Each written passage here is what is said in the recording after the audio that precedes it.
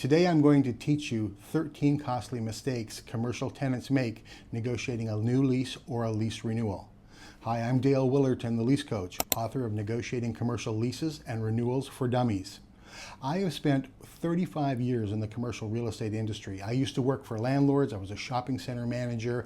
I did leasing for landlords. I've owned several businesses, signed over 20 leases of my own. This is actually my third book on this subject. So you're getting good, solid information from an industry insider and expert.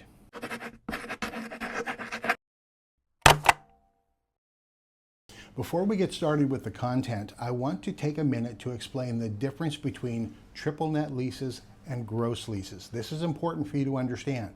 95% of commercial leases are triple net. And what that means is you negotiate and pay a base rent, $20, $30 per square foot, that type of thing. But in addition, you're paying a common area maintenance fee. So if you occupy 12% of a plaza, then you're going to pay for 12% of the common area maintenance fees, 12% of the property taxes. That's the triple net, all right? And that's typically not negotiable. The base rent is negotiable, the triple net is not. With a gross lease, you pay one flat fee no matter what. Now, I could give a whole seminar on why you don't want a gross lease. Remember, 95% of leases are triple net, and that's what you want. But there is a difference, and there are pros and cons. Mistake number one, underestimating the leasing timeline. This is so critical.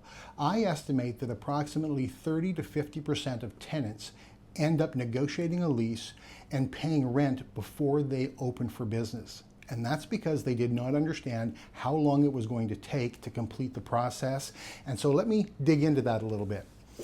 An average lease agreement is going to take 3 to 6 weeks to negotiate the letter of intent or the offer to lease. Then you might spend another 3 to 4 weeks on the formal lease agreement.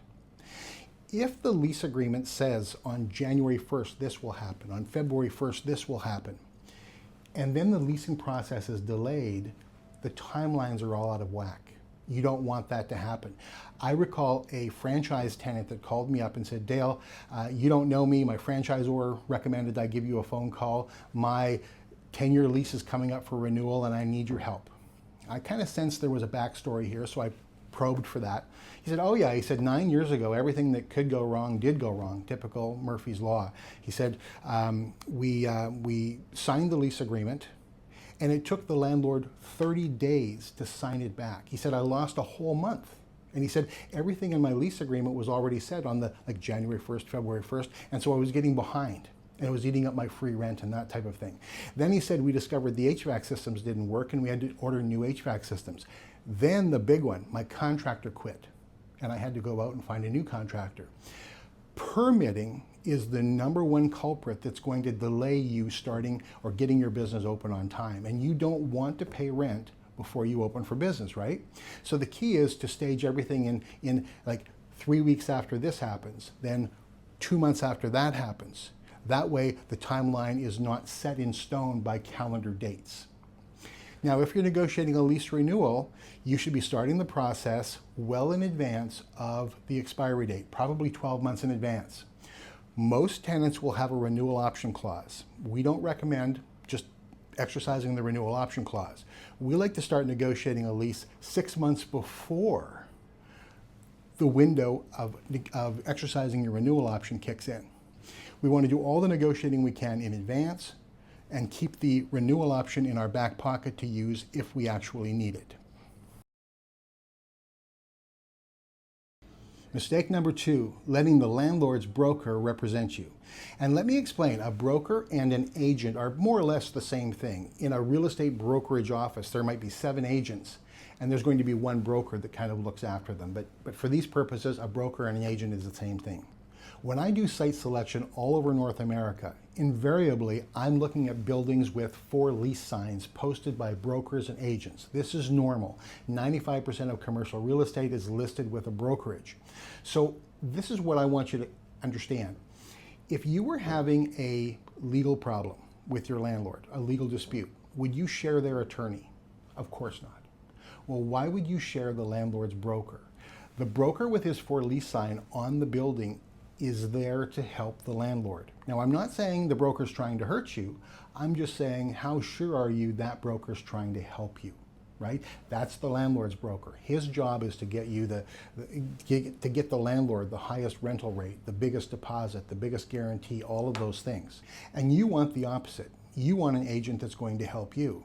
Unfortunately, both agents are splitting or sharing a commission paid by that same landlord. So you really have to consider, how altruistic is this broker? How much are they trying to actually help me get a better financial deal? This is a very common complaint that tenants call me up about and say, my broker just doesn't seem to be trying to get me a better deal. He's just trying to work us right to the middle.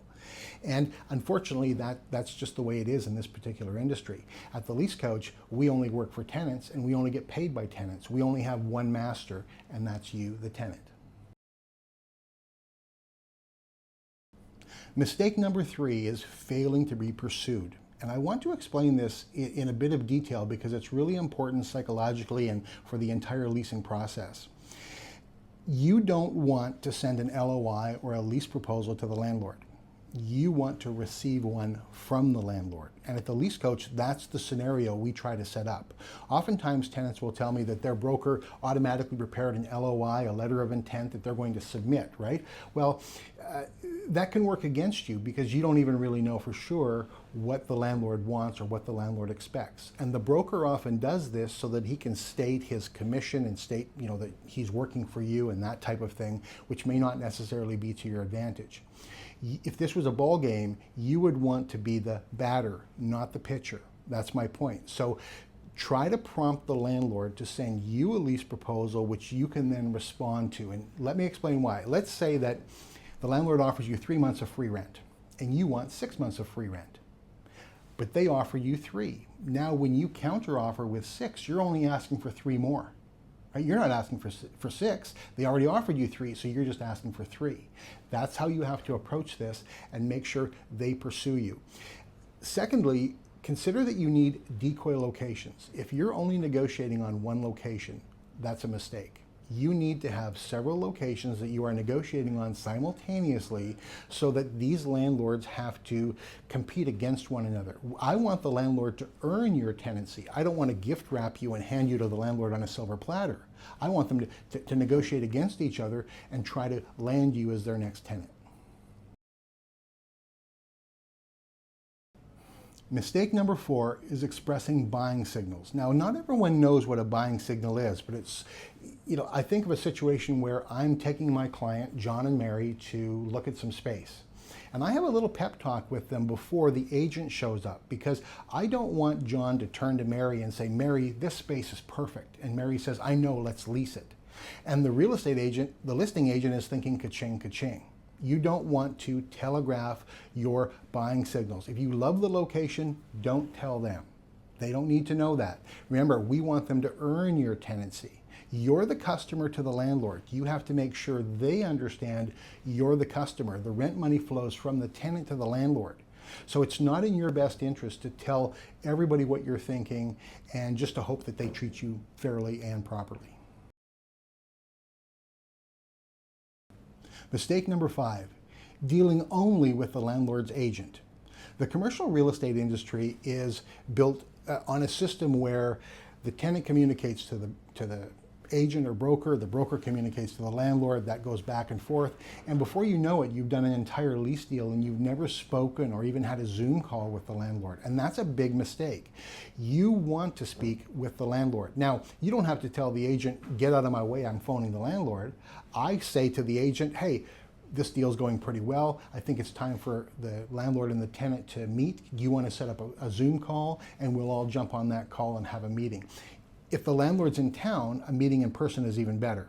A phone call is the minimum, but a Zoom is pretty helpful. And any good landlord should want to meet you in advance. I'm skeptical of landlords who will sign you up as a tenant and then come to meet you later or not even do that, right? I mean, you are becoming a 5 or 10-year customer to that landlord. So don't let the broker stop you from communicating with someone else on the landlord's team, such as the property manager or the vice president of leasing or the landlord themselves, right? Remember, the real estate agent is a contract agreement the agent goes away after you sign the lease agreement, and so anything you communicated with them may not get through to the property manager. You've got to lead those communications. Mistake number 6, refusing to walk away from a bad deal, even though you know it's a bad deal. There are 3 points I want to bring to your attention. Number 1, unlimited personal guarantees. You should not be trapped with an unlimited personal guarantee, and the landlord will probably want your spouse to be on that guarantee as well. Consider this, you're going to invest a lot of your money into that space, right? If your business only lasts 3 years and then you fail, the landlord doesn't lose the property. He gets the space back. It's in better condition than he gave it to you, and he can re-rent it to someone else. So it's pretty questionable whether a personal guarantee is really justifiable or not. Number 2, rent that is too high. It's really a mistake to think that you're going to be able to pay whatever the landlord charges, right? Well, they wouldn't charge me $18 per square foot if they didn't think I could pay it. No, they'll charge you what they need to charge you to pay their mortgage and to make a profit. So if the rent feels like it's going to be too big of a bite out of your revenues, then it's a good time to walk away. Number 3, if the space is too large. I see this all the time.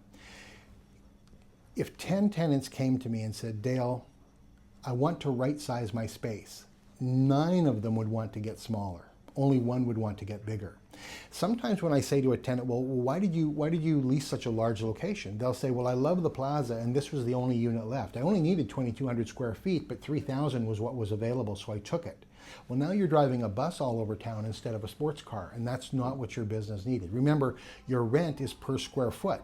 So leasing more area means agreeing to a higher rent. Mistake number 7, not negotiating for more than you want or need. Let me give you an example. A franchise tenant comes to me, he's got 3 locations, and he says, Dale, I'm going to open up 3 more stores this year. I want you to do my site selection and work on my deals. And I'm giving you one caveat, he said. He said, I don't want to lease any location where I don't get at least 3 months of free rent. All right? I come back about 3 weeks later, and I've got a handful of properties, and I say, this is the first one I think we should do. Market rent, everything's really tight. This is going to be a good location for you. I've researched it. But I did not get you 3 months of free rent, I told him. He was livid. He said, what do you mean you didn't get me 3 months of free rent? I said, hold on. It's a 5-year lease, and I got you the first 12 months free. He was flabbergasted. How did you get me 12 months of free rent? I said, I asked for 18. You see, most of you will only ask for what you want. He would have asked for 3 months of free rent because that's what he wanted. He would have settled for 2 or 1 and thought he did pretty good. Now, the amount of free rent you can negotiate for, or the amount of tenant allowance you can negotiate for, varies widely from property to property. But tenants, one of the reasons I became the lease coach is because tenants, when they're negotiating their own lease, tend to leave so much on the table, they don't even know they could have gotten more because they never even tried to negotiate for more. Free rent you're not negotiating for. This is so critical to understand that free rent is part of the negotiation process, and there's 2 ways to look at it as I'm about to explain. Now, I want to clarify what I mean by free rent, and I talk about free rent a lot in my 4 Dummies book, so you're going to want to read that for sure. I consider free rent to be the period of time after your door is open for business. If the landlord is offering you 3 months or 5 months or 6 months of free rent, they usually mean that you can have that up front to build out your store before you open for business. So you're not really getting any free rent. What you're getting is a free rent fixturing period. The period of time while you're building out your store, while you're designing, right? You're designing, planning, ordering everything that you need, constructing, fixturing, and getting that store open. That's your fixturing period. That should be free. That's the way the industry works. But you won't know that, and you won't ask for it. You'll think, well, this is pretty good. He's giving me 5 months of free rent. I can get open within 5 months, and away we go. When I talk about free rent, as I did just a minute ago in that story, I'm talking about after your door is open. Remember, the fixturing period should always be rent-free. Mistake number 8, automatically exercising your renewal option when you didn't need to. When the lease coach negotiates a lease renewal for a client, 98% of the time, we do not exercise the option. Exercising the option means only one thing is potentially negotiable, the rent. And sometimes the rent is already preset for the renewal term.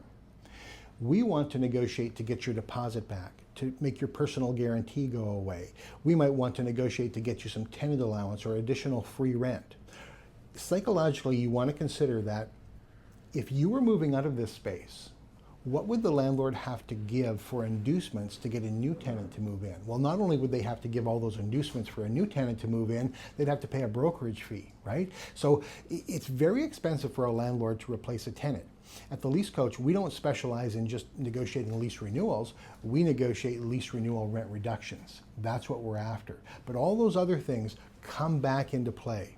And so if you have a renewal option clause, you should be starting 6 months in advance before that renewal option window closes. We want to do all the negotiating we can on the renewal term while we keep the renewal option in our back pocket, and we can still play it if we need to.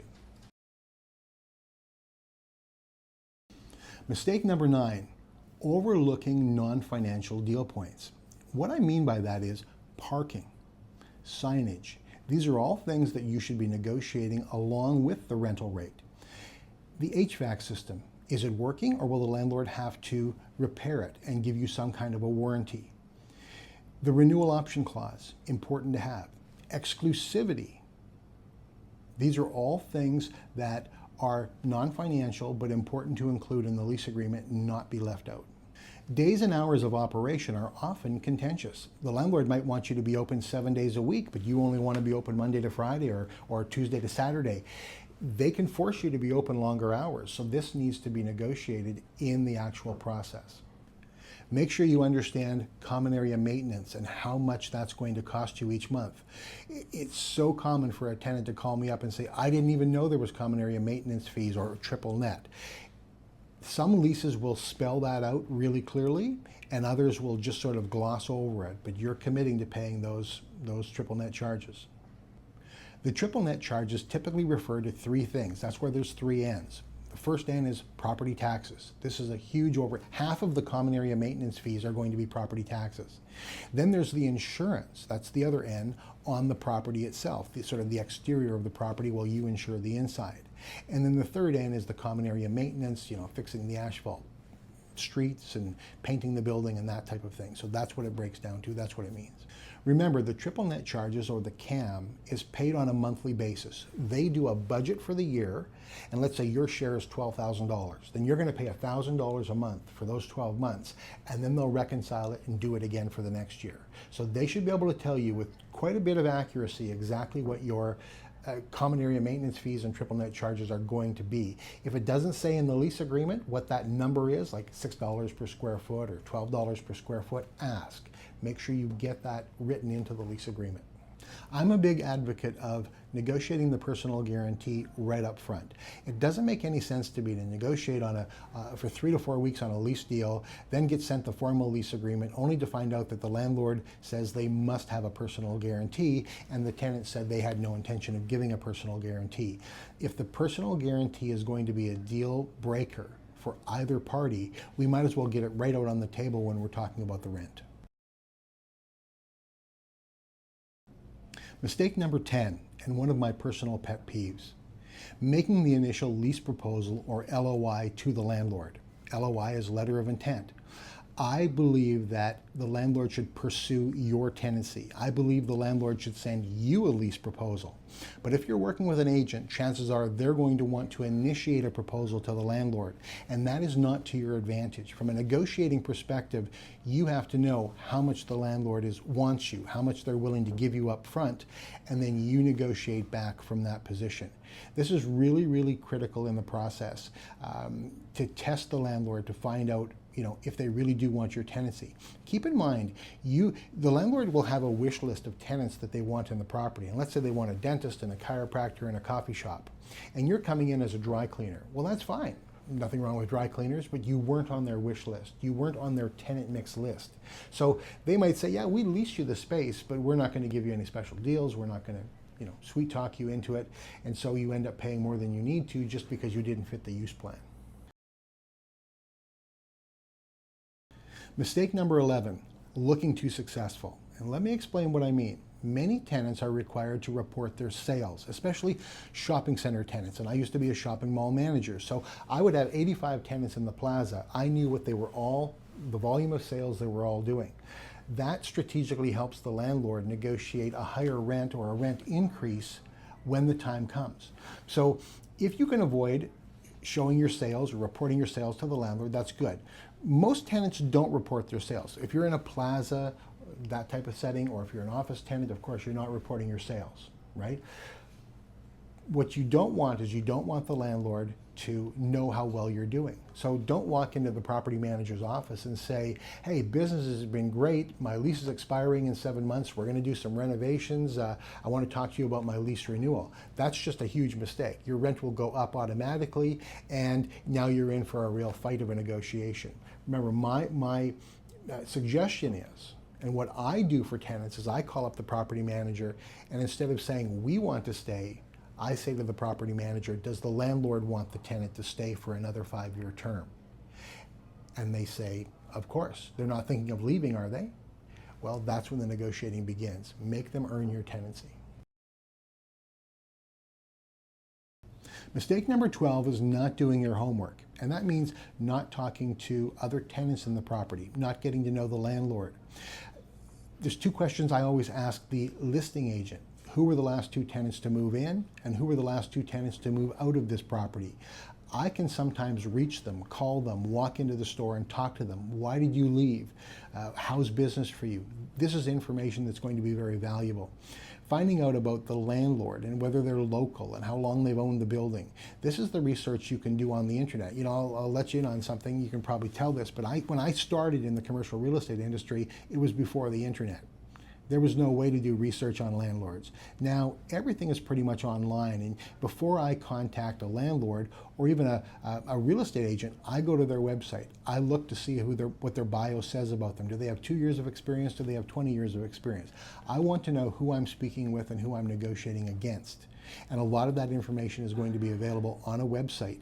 But the agent won't normally tell you these things unless you probe them and ask.